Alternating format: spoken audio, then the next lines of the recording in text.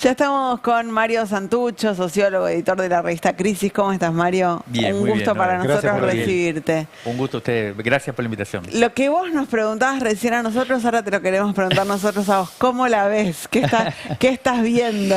Bueno, muy complicado, ¿no? Sí, está complicado. Me parece que se viene una etapa muy difícil que no esperábamos, la verdad. O sea, la sensación era que era un gobierno de ultraderecha, muy complejo, ¿no? Muy nefasto, pero que estaba atravesando ya un periodo de crisis.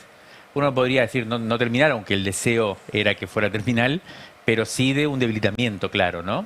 Y el triunfo electoral no solo lo revitaliza, que eso sería lo de menos, sino que yo creo que abre una etapa nueva política. O sea, se consolida la apertura de una nueva etapa política en Argentina que yo creo que no estamos preparados. Y la elección fue un ejemplo ni para analizar lo que está pasando, mucho menos para entonces producir rápidamente hipótesis sobre cómo construir alternativas, sobre cómo salir de esta encerrona. Y se ve también mucho en la desorientación para generar acciones que estén a la altura del desafío que estamos viviendo. Yo te diría básicamente que digamos, se está consolidando la apertura de un ciclo que yo le diría básicamente postdemocrático. O sea, lo que nosotros estábamos viendo ya hace un tiempo es que en el 2023 se cerraba no solo el ciclo de la gobernabilidad progresista que había comenzado desde mi punto de vista en el 2001, de otros puntos de vista en el 2003, sino también que se está cerrando, todo parece indicar, el ciclo que comenzó en el 83 con la democracia, ¿no? Los consensos básicos de la democracia que habían respetado todos los grupos políticos, por lo menos los gobiernos, desde el 83 para acá, básicamente la idea de que hay un soberano, que es el pueblo, que es la ciudadanía, que tiene derechos y que básicamente la tarea del sistema político, de la democracia, es reconocerlos y tratar de solucionarlos de alguna manera o de garantizarlos menos rápidos, con mayor o menor velocidad, pero ese era el consenso. Creo que el gobierno de Milei, desde el 2023 para acá, ha roto ese consenso, no reconoce que haya derechos, la justicia social es una aberración, la protesta es casi una utopía. Y lo que nosotros vivimos en la elección última, me parece que forma parte, es la constatación de qué se trata la posdemocracia. Esa fue mi sensación. Yo, no sé ustedes, pero yo no para nada lo esperaba. O sea, el análisis político, los datos, no las encuestas, porque las encuestas sabemos que se equivocan La mucho. situación económica era muy mala, bueno, sigue siéndolo. El gobierno llegaba a la elección en o sea, renunciaban los ministros porque se veían venir la catástrofe. O sea, era evidente. Yo me acuerdo, creo que ¿cuál es? Bueno, una de estas consultoras. Sí. Huertain fue el que renunció en los días previos, sí. El ministro de Justicia renunció y volvió. Sí. Espectacular. Pero incluso había no me acuerdo cuál es, una de estas consultoras internacionales, de estos bancos importantes. Morgan Stanley. Morgan Stanley, que había dicho que si ganaba la elección, el dólar se iba a 2.000. O sea, sí. Era como, para todos, era evidente que... ¿Y qué pasó? Bueno, lo que pasó fue que, como ustedes seguramente lo habrán analizado bien acá, hubo una intervención extra democrática, de un poder extra democrático. Básicamente el presidente de Estados Unidos, el imperio, que amenazó directamente a la población, hubo una dinámica extorsiva y efectivamente eso tuvo efecto. Entonces, esto es lo que me parece que vamos a empezar a enfrentarnos a este tipo de lógicas. Y yo a esto le llamaría posdemocracia. A mí me recuerda mucho, seguramente ustedes recordarán también, la década del 90. Me acuerdo mucho cuando yo estudiaba sociología en ese momento en la facultad, y una de las cosas que se discutían era que lo que había empezado en el 83 en realidad se podía llamar más bien una posdictadura, porque todavía el sistema político, la democracia, estaba bajo los efectos del terror. Primero la dictadura, después las hiperinflaciones, un terror político, un terror... El contexto era, me acuerdo, yo soy hijo de desaparecidos, había llegado a la Argentina en el 93, y me acuerdo que los militares estaban libres. Ese era un ejemplo muy claro de un consenso no democrático, en plena democracia. ¿Y de qué se trata esta posdemocracia que vos caracterizás? Bueno, yo creo que es, primero, la existencia de un gobierno que no reconoce los principios democráticos, ¿no? Es lo que te decía antes. No reconoce que que el soberano tiene derechos. Y segundo, yo te diría la aparición de este tipo de fenómenos que vimos en las elecciones, en donde existen poderes antidemocráticos, no democráticos, que restringen el campo de lo posible.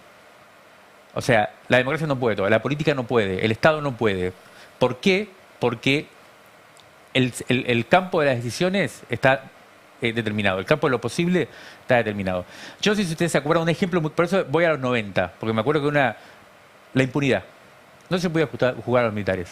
¿Por qué no se podía jugar a los militares? Bueno, porque había un grupo, que eran los militares, un poder no democrático, que había amenazado con golpes de estados. Y había hecho levantamientos concretos. Eso restringió el campo de lo posible de la política y una cosa que era obvia, juzgar a un criminal, encima un terrorista de Estado, digamos, el terrorismo de Estado, no se podía hacer. Todo el mundo sabía que eso era una realidad no democrática. Ujú. Y eso coexistía con una democracia formal. Y el otro ejemplo muy claro es el de la convertibilidad, que se estableció después de las hiperinflaciones, que para muchos fueron golpes de mercado, contra la moneda, contra el gobierno en aquel momento radical, después también incluso contra Menem, para forzar un modelo económico determinado, favorable e impulsado por grupos de poder económicos que también son antidemocráticos. Esa convertibilidad, ustedes se acuerdan, duró 2 gobiernos. Durante un gobierno, 4 o 5 años, fue exitosa, modernizó ciertas cosas según los estándares del propio gobierno, en ese caso el menemismo, Cavallo, pero después ganó la oposición. Duró dos gobiernos, ganó las elecciones de la oposición y la oposición no pudo desarmar Salir. el modelo económico. No se podía. ¿Por ¿Y qué? qué- Porque no estaba sujeto a la qué- decisión democrática. ¿Qué es lo que ahora se impone y no vamos a poder cambiar? Bueno, eso es lo que tenemos lo que está pasando en este momento y es lo que tenemos que tratar de entender. A priori, lo que estamos viendo ahí a sus espaldas, ese vínculo entre Argentina y Estados Unidos es un vínculo claramente, o sea, yo ahí creo que hay 2 cosas. Una, la intromisión del presidente de Estados Unidos con una amenaza concreta. Eso no se había visto nunca. Eso es inédito. Todo el mundo, o sea, se analizó en estos días. No había pasado en ninguna instancia. Yo me recordaba, hablábamos con amigos, por ejemplo, de cuando fue el famoso Braden-Operón, Sí. que fue una intromisión del embajador de Estados Unidos en la campaña. El peronismo lo denunció, lo tomó como bandera de campaña electoral. Y obviamente Estados Unidos decía, no, nosotros no tenemos nada que ver. Claro. Eso es digamos, una consigna que inventó el peronismo simplemente. Esta vez fue no el embajador, el presidente de Estados Unidos, el ministro de Economía de Estados Unidos, primero cambiando dólares como un arbolito, digamos, en la City porteña, concretamente para sostener a un gobierno, después amenazando directamente al pueblo porque si votaba en contra iba a haber una catástrofe. Después reconociendo que él había sido el ganador de la elección la semana siguiente. Y esto ahora genera... Eso primero es una intromisión tremenda, ¿no? Con barcos ahí en el Caribe, o sea, es una clara digamos, a la luz del cielo, digamos, a cielo abierto, una clara intromisión imperial. Eso es un elemento claramente antidemocrático y que está teniendo efectos en nuestro sistema político y demás. Yo te diría que distorsiona la voluntad popular. Distorsiona la voluntad popular. Es un elemento que el corazón de un proceso democrático, que es la voluntad popular que se exprese libremente, bueno, no, está condicionada por un poder externo muy fuerte, concreto, y que la gente, la verdad es que yo pensé que iba a haber un pronunciamiento anti-imperial, ¿no? Porque la verdad que era muy descarado, pero la verdad es que tiene sentido que la gente tenga miedo, ¿no? Porque tiene con qué respaldarlo. O sea, de verdad se venía la catástrofe si perdía el gobierno de Milei. Bueno, eso es un elemento. Y lo segundo es lo que está pasando ahora. O sea, el tipo de acuerdo que se está dando entre Argentina y Estados Unidos va a modificar de manera estructural, todo parece indicar, el modelo de acumulación en Argentina, muchos procesos, digamos. Y la pregunta es cómo vamos a salir de eso. La pregunta que tenemos que hacer es cómo se va a desarmar lo que se está constituyendo ahora de una manera, yo diría, bastante problemática. Por eso, yo creo que hay que pensar muy seriamente que el sistema político en los próximos meses, en los próximos años, se va a cerrar a una dinámica efectivamente de representación democrática. Creo que, bueno, ustedes lo están viendo, ya buena parte de la oposición empieza a generar una gobernabilidad para un gobierno, digamos, de alguna manera desarmando lo que los votantes le mandaron, ¿no? Que es un voto anti, o sea, un voto opositor. Ya se están constituyendo los Tucumán, consensos. Catamarca, Santiago del Estero. En base también a dinámicas muy extorsivas, ¿no? Porque eso siempre pasó, pero también son dinámicas extorsivas. Entonces, yo creo que va a generar un consenso muy fuerte. Obviamente la presión de Estados Unidos en ese sentido, con Bennett. Scott Bessent. No, y Barry con Bennett Bennett. acá, Barry y Bennett. con Barry Bennett acá, concretamente hablando con diputados, con gobernadores.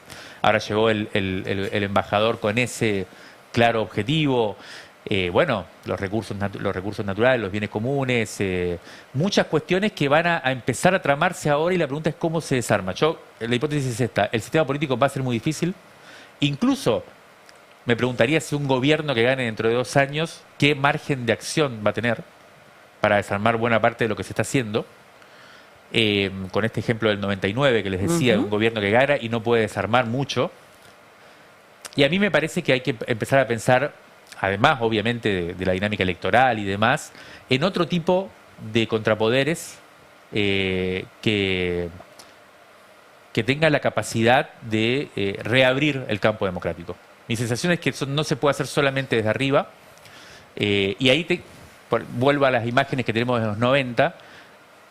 La verdad es que la impunidad, un ejemplo muy claro de cómo se combatía esa impunidad y esa reducción del campo de lo posible en el marco democrático fueron los scratches, que fue el mecanismo que encontramos en ese momento de manera espontánea, buscando alternativas. No digo volver a los scratches hoy, pero es un ejemplo de un dispositivo en el cual se puede reabrir el campo democrático, ¿no? Y la verdad es que la convertibilidad solo se desarmó después de un 2001, ¿no? Con la gente en la calle diciendo esto no va más. Porque si eso seguía así, ya había habido corralito, desempleo, Corralón. y no se podía desarmar. El sistema político veía concretamente los efectos de eso, era devastador, y no se podía desarmar. Hasta que salió el pueblo y dijo, basta.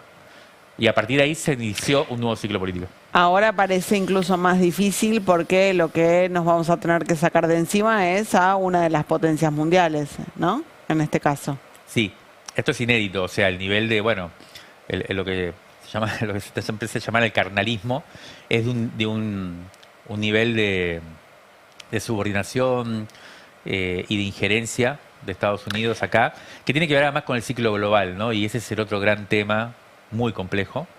Porque esto que yo estoy relatando, de esta imagen de una posdemocracia, no es solo en Argentina. Claro. Está pasando a nivel global, ¿no? La guerra hoy es...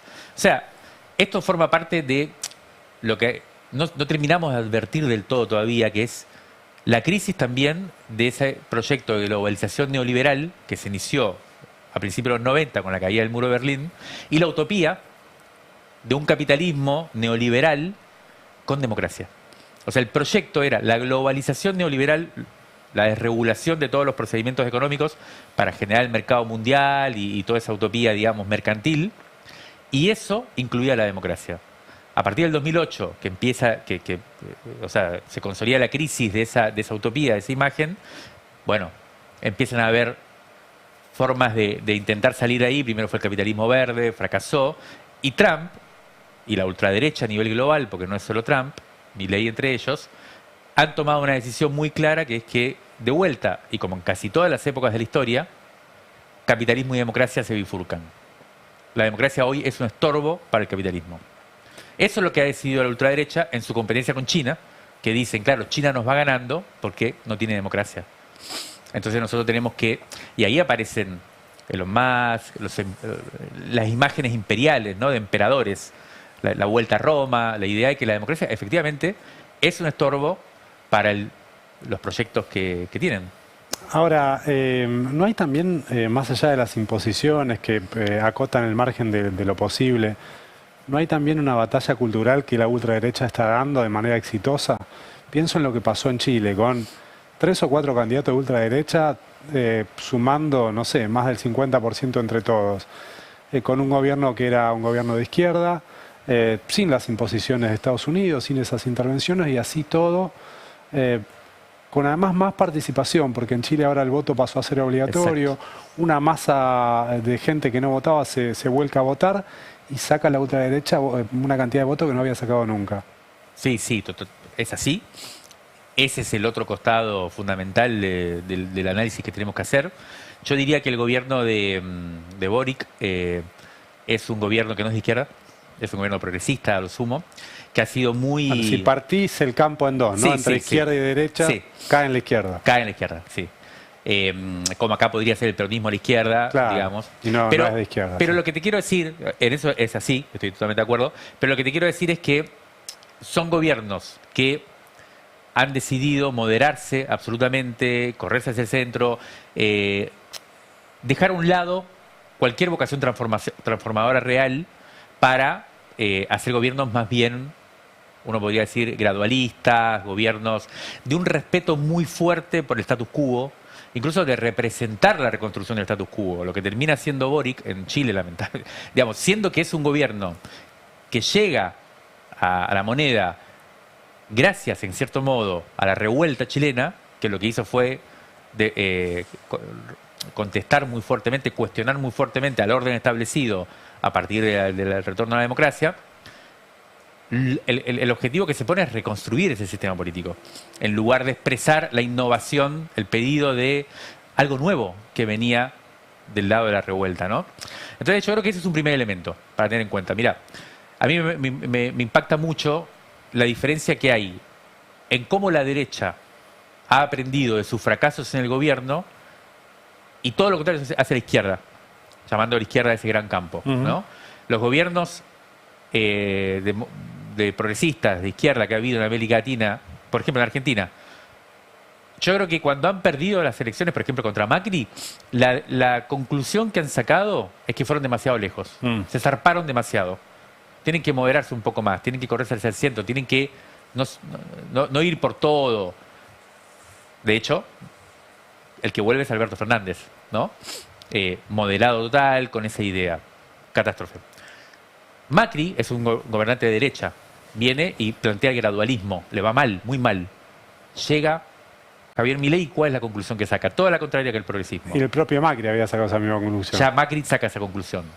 Fuimos muy, muy timoratos. Tenemos que ir más rápido, tenemos que ir más lejos. Lo mismo pasó con Trump. Trump ganó su primer gobierno, no pudo, hizo, fue, vino, fracasó. Perdió las elecciones. Su segundo gobierno es, listo, acabamos en serio. Bueno, yo creo que eso es una superioridad que tiene la derecha hoy, por eso tiene tanta iniciativa histórica. Se anima a abrir el campo de lo posible, se anima desde su punto de vista a romper las estructuras que impiden, digamos, transformaciones efectivas, mientras el progresismo, la izquierda, mantiene posiciones muy conservadoras de defensa de cosas que pasaron hace 15 años o de incluso de este status quo mínimo, porque la amenaza es muy grande. ¿No abonás entonces la tesis Nathanson de que el peronismo debería buscar su Danilo Astori? No, me parece que no, me parece que ya lo hizo con Alberto. Si Alberto salió en la línea Astori. No, me parece que no, y además me parece que está todo el sistema político a partir de estas elecciones muy claramente sacando la conclusión de que la ancha avenida del medio no existe más. Si alguna vez existió, lo dice Massa concretamente, que fue si uno puede decir, el ingeniero de la ancha avenida del medio, él mismo está sacando esa conclusión de que no existe, por eso se mantiene dentro del campo del peronismo, digamos. Le fue muy mal a Provincias Unidas y le va a seguir yendo mal. Es muy clara que la escena política hoy es de polarización, y de una polarización además que implica que los extremos son los que organizan al sistema político. Eso me parece que lo está teniendo muy... Incluso sé que desde el propio axelismo se está pensando así, y eso es uno de los grandes dilemas que hay, cómo hacer para ocupar ese lugar y hacerlo bien. Hay que ver la naturaleza. El otro eje es orden y caos, ¿no? Que no quede el peronismo asociado al caos. Bueno, yo creo que si tuviera que dar una recomendación al peronismo, tenés que animarte a no verte neutralizado por el temor al caos. Para mí, ese es un gran tema. Mira, Chile, lo que vos decías de Chile. La gran elección, el gran dato de la elección fue la elección que hizo Parisi. Ujú. Parisi es un personaje outsider que sacó el 20% casi. Estuvo a punto de pasar a la segunda vuelta y las encuestas le daban 4 o 5. Y lo que parece ser es que Parisi expresa todavía a ese sujeto antipolítico, que obviamente una gran parte lo expresó la derecha, precisamente porque no tiene miedo a verse asociado a la destrucción de este status quo. Entonces ahí hay una parte que se va a la derecha y otra parte que se va a Parisi. Y que es un voto también que tuvo mucho que ver con la revuelta. Y que como es ahora obligatorio, encontró por ahí. Pero yo creo que ahí hay que empezar a... Mi sensación es que no va a haber forma, y más ahora en Argentina, de construir una alternativa si no se sintoniza con el malestar. El malestar es la principal fuerza hoy, pero además porque tiene razón, porque las cosas están muy mal y porque hay que estar enojado, hay que estar descontento con lo que está pasando. Entonces, la única forma es sintonizar con eso. Y sintonizar con eso, bueno, es buscar cómo hacerlo primero, pero sobre todo dejar de representar al status quo, que claramente es la fuente de la infelicidad, la fuente de los problemas. Yo no pensaría tanto en cuál es la solución, la verdad. Me parece que, además, quienes conocen un poco, me parece, el Estado, quienes conocen el tipo de problemas que tenemos hoy, es muy difícil que se pueda pensar en yo tengo la solución y entonces así voy a convencer a la gente. Parece que hay que tener ideas fuerzas sobre, bueno, no sé, yo no las tengo obviamente, pero eso necesitamos más bien. Un poco que en su momento dijo dolarización, dijo Milei. Claro. Es una idea. Después no, hace otra cosa, no sé, pero una idea que sintonice con ese malestar, que era la inflación, la gente decía la moneda no va más, ¿qué hacemos? Para mí hay que pensar esas cosas, por supuesto que hay que estar muy cerca, hay que escuchar mucho, es un momento para escuchar. Yo creo que hay que reconstruir la fuerza propia, la fuerza del progresismo, la fuerza de la izquierda, la fuerza del campo popular, como querramos llamarle. Es una fuerza que está derrotada hoy. Mi sensación es que no va a salir de lo que está hoy ya la posibilidad de relanzar ese proyecto, de reabrir el horizonte y de tener una capacidad de cuestionamiento en serio a lo que se está armando, porque representa mucho lo que ya fue, Claro. de alguna forma. Incluso Axel. Y yo creo que Axel tiene ese dilema. Es el gran... ahora. O sea, creo que a principio del año que viene, de acá a principio del año que viene... Tiene que cambiar ahora. Es el momento. Es el momento para lanzar una convocatoria fuerte, para encontrar esas nuevas canciones que prometió en algún momento. Para mí tiene muchas condiciones, Axel, la verdad. Y también, no sé, tiene un gran desafío por delante. Es muy difícil lo que le toca, pero sí creo que en principio es una posibilidad fuerte. De todas maneras, yo creo que no depende solo de él. Creo que tenemos que estar muy atentos también a la reemergencia de otros protagonismos sociales, incluso que vengan muy de abajo. Hay que empezar a ver qué es lo que surge de una nueva subjetividad, que sea contemporánea, que tenga que ver con esto, con los malestares que hoy son los realmente existentes, digamos, y apostar a un proceso que obviamente, yo creo que hay como dos velocidades. Una, cómo se para esto, que se nos está viniendo encima, que es tremendo, que no hemos visto, y yo creo que están bastante dispuestos a mucho más de lo que imaginamos, es mi sensación. Entonces, hay una tarea que es parar esto como sea. Entonces, yo creo que son contradictorias las dos velocidades. Parar esto como sea implica, no sé, un gran frente, lo que sea eficaz para parar esto, pero a su vez hay que reconstruir una fuerza propia. Y eso lleva su tiempo también. Por lo menos mi experiencia en los 90 es que eso lleva su tiempo. Nosotros también vivimos el momento de una derrota muy fuerte y un proceso de recomposición en donde emergieron sujetos nuevos, ¿no? Los movimientos sociales, ese nuevo protagonismo social, una nueva intelectualidad, también los movimientos de derechos humanos, la vitalidad de todo eso, fue lo que después abrió una posibilidad muy grande que terminó capitalizando de alguna manera el kirchnerismo. Eso es difícil de ahorrárselo.